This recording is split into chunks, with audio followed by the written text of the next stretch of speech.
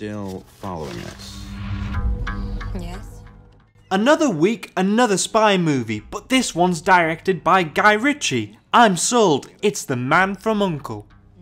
Does he have just one hand on the steering wheel? Mm-hmm. When you hear something that sounds like a gunshot, drive. Napoleon Solo comes from, well, his father was an Irish janitor in America, and he went over to the UK and sort of snuck his way into European high society and sort of fell in love with it and lived in that world for a while. And then he got into the black market and he was dealing antiques in the black market, and he became very, very good at it. And so good, in fact, that no one could catch him. And he sort of took pride in the fact that he was this master of evasion. Our commitment to defend Western Europe and West Berlin stands undiminished. Tom Cruise was cast as Napoleon Solo but chose to focus instead on Mission Impossible Rogue Nation, so he dropped out. Henry Cavill, who was at first considered for the other role, was cast.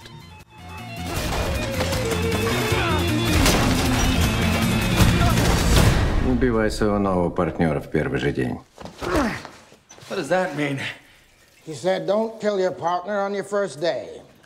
I know what he said. What does it mean? One of them is looking this way and wants to go that way, and the other one is saying, nope, you're wrong, this is the way we have to go, and they can't escape each other, and at the end they sort of realize that that is something that makes them a good team. You know, as much as I might look at, or as much as Illya might look at Solo and be like, this guy is an amateur, he doesn't even know what he's doing. At the same time, he just broke us into this secure facility with a paperclip. Like, that's pretty impressive, you know, so they end up being a good team despite the differences. This is the most dangerous time in our history. In the early 1960s, CIA agent Napoleon Solo and KGB operative Illya Kuryakin participate in a joint mission against a mysterious criminal organization which is working to proliferate nuclear weapons. Your balls are at the end of a very long leash held by a very short man.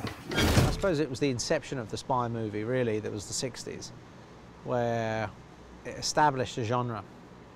And I suppose for anyone who was around at that time, they were influenced by the establishment of that genre. And they had a certain style to them, which we were interested in harking back to the sort of genesis of spy movies, what we were most impressed by when we were kids, I suppose. Oh, and you have a new code name. Code name? Yes, rather a good one.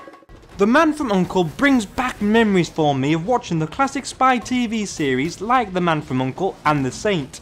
I also really appreciate Guy Ritchie's decision to keep the film set in the 1960s, instead of modernising it like many reboots of classic shows or films, such as Mission Impossible. Guy Ritchie is also the right director for this film, as he's able to keep the film fast-paced and action-orientated.